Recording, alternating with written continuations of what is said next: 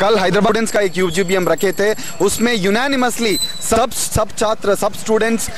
अप्पा राव को निकालने के लिए एक रेजोल्यूशन पास किया था। और जो कुछ भी मिलिटराइजेशन हो रहे हैं कैंपस में पुलिस पर्सनल को लाके, उसके खिलाफ सब स्टूडेंट्स एक आवाज उठाई थी और एक ऑफिशियल रेजोल्यूशन लाई थी कि अप्पा राव को वीसी की पोस्ट से निकालना है और मिलिटराइजेशन कैंपस में खत्म करना है। और इसके साथ ही साथ मीडिया और एकेडमिशियंस को सबको यूनिवर्सिटी के अंदर परमिशन देके सबको अलाउ करना है बोल के इसके ऊपर